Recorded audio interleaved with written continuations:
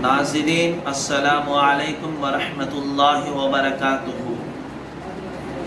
میں حافظ شیخ محمد اسحاق، گورنمنٹ قاضی کڑپا، اور ہمارا دارالقضا کڑپا یوٹیوب چینل میں آپ کا استقبال ہے، اور ہمارے دارالقضا یوٹیوب چینل کو سبسکرائب کریں اور لائک کریں اور زیادہ تر شیئر کریں تاکہ آنے والے دینی مسائل آپ تک آسانی سے پہنچ سکیں۔ السلام علیکم ورحمۃ اللہ وبرکاتہ۔ میں all India imams council Kadapa district president مولانا حافظ محمد ذبیح اللہ حضراتی ہوں۔ آج بتاریخ 22 اپریل 2020 بروز چہارشنبہ آپ کے سامنے رمضان کے تعلق سے کچھ دینی باتیں بتانا چاہتا ہوں۔ محترم ناظرین، اللہ تبارک و تعالیٰ نے قرآن مجید کے اندر رمضان کے تعلق سے بہت سے فضائل بتائے ہیں، جس کے اندر اللہ تعالیٰ نے قرآن میں یوں فرمایا کہ رمضان کے مہینے میں قرآن مجید کا نزول ہوا، تو ایک اور آیت میں یوں فرمایا کہ آپ کے اوپر رمضان کے روزے فرض کیے گئے۔ تو لہٰذا آج 22 اپریل تک لاک ڈاؤن کے پورے 31 دن ہونے کو ہے، اور ہمارے سامنے رمضان آنے والا ہے۔ تو لہٰذا ایک طرف لاک ڈاؤن کو کامیاب کرنا ہے، اور ہماری مصروفیات میں رمضان المبارک کی جو بہترین موقع ہمارے سامنے آیا ہے، اس کو بھی ہم بھرپور فائدہ اٹھانا ہے۔ تو لہٰذا آپ تمام کے سامنے رمضان کے تعلق سے یہ بتانا ضروری سمجھتا ہوں کہ رمضان جب لاک ڈاؤن نہیں تھا تو ہمارے مصروفیات الگ تھے کہ ہم صبح میں سحری کرتے ہیں، تو سحری کرتے ہی ابھی وقت باقی رہتا ہے کہ چائے پینے کے لیے باہر جاتے، اور باہر جا کر دوستوں سے گپ شپ کرتے، بات چیت کرتے، اور پھر نماز ہونے کے بعد گھر کو آ جاتے اور آرام کر لیتے، سو جاتے، اور پھر فوراً اپنی ڈیوٹی کو نبھانے کے لیے، ذمہ داری کو، کام کو نبھانے کے لیے فوراً باہر نکلتے۔ تو پھر ظہر کی نماز میں بعض لوگ تلاوت، بعض لوگ سو جاتے ہیں، یا بعض لوگ اپنے کاموں میں رہتے، اور پھر افطار کا وقت ہوتا ہے تو افطار کی خریداری میں اپنا پورا وقت صرف کرتے، اور پھر روزہ کھولنے کے بعد پھر باہر جاتے، اپنے دوستوں سے ملاقات کرتے، اور کچھ کھانے پینے کے مزے اٹھاتے۔ ایسے بہت سارے مصروفیات رہتے تھے۔ اب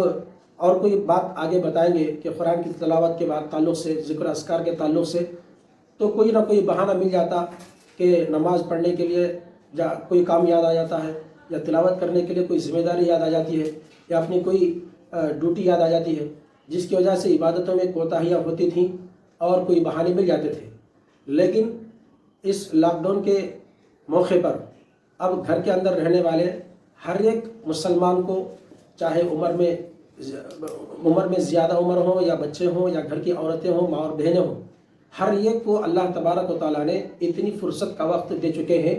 کہ اب ہمیشہ وہ اپنے سارے دن کو عبادت میں لگا سکتے ہیں۔ اور بعض ہمارے بھائیوں کی ایسی ایک سوچ ہے کہ جب نماز کے بارے میں ان کو کہا جاتا ہے، تو ابھی ہمارے دوستوں سے بھی ایسا سننے میں آیا کہ کیا بھی آپ نماز پڑھ لیے؟ تو وہ جواب میں کہتے ہیں کہ نہیں، اگر نماز مسجد میں پڑھا جائے تو ہی وہ ایسی کیفیت رہتی ہے۔ کیا بھی آپ نماز پڑھ لیے؟ جمعہ کے دن پوچھتے ہیں تو وہ جواب دیتے ہیں کہ نہیں، جمعہ کی نماز جمعہ مسجد میں پڑھنا ہی بہت اچھا رہتا ہے، اس لیے گھروں میں نہیں پڑھ رہے ہیں۔ تو ایسا معلوم ہوتا ہے کہ گھروں کے اندر اتنی فرصت سے موقع ملنے کے باوجود بھی نمازوں کی پابندی نہیں کر رہے ہیں۔ تو اللہ تبارک و تعالیٰ نے ہمیں رمضان مبارک مہینہ دیے ہیں، اور یہ رمضان کا مہینہ پہلا عشرہ رحمت کا، اور دوسرا عشرہ مغفرت کا، اور تیسرا عشرہ آگ سے خلاصی کا اللہ تعالیٰ نے دیے ہیں۔ تو لہٰذا اللہ تعالیٰ کے یہاں عبادت کے ذریعے، قرآن کی تلاوت کے ذریعے، ذکر و اذکار کے ذریعے اور روزہ رکھنے کے ذریعے، اور پھر یہاں تک کہ ہر ایک کو اتنی فرصت مل چکی ہے کہ تہجد کے ذریعے سے بھی اللہ کے دربار میں گڑ گڑا کر، اللہ کے دربار میں رو کر ساری امت کے لیے اور ساری انسانیت کے لیے دعائیں کر سکتے ہیں۔ اور یہ جو عذاب ہمارے سامنے کرونا وائرس کے نام سے آیا ہے، اس کو دور کرنے والا آج دنیا کے اندر کوئی طاقت اور کوئی آئیڈیالوجی، کوئی مشنری نہیں آئی ہے، اور نہ ہی اس کا شفا کا کوئی ذریعہ، کوئی دوائی ملا ہے۔ اگر کوئی چیز آج اس کو دور کر سکتی ہے تو وہ اللہ تعالیٰ ہی کی طاقت ہے اور اللہ تعالیٰ ہی کی ذات ہے۔ تو لہٰذا تمام لوگوں سے آل انڈیا امامز کونسل کی طرف سے ایک عاجزانہ اور مؤدبانہ درخواست ہے کہ آپ تمام لوگ اپنے دن کے 24 گھنٹے اپنے گھروں میں رہ کر اپنے تمام فضول باتوں اور فضول کاموں کو چھوڑ کر، جو اللہ تعالیٰ نے موقع فرصت کا دیا ہے، اس کو غنیمت سمجھ کر اللہ سے دعائیں کرتے رہیں اور اللہ سے اس عذاب سے نجات کی دعا کرتے رہیں، تو اللہ تبارک و تعالیٰ ضرور بضرور تمام مسلمانوں کی اور ائمہ اکرام کی اور متقی اور ماں اور بہنوں کی دعاؤں سے اس وائرس سے اللہ تبارک و تعالیٰ سب کو نجات فرمائیں گے، اور سب کی جانوں کی حفاظت ہوگی،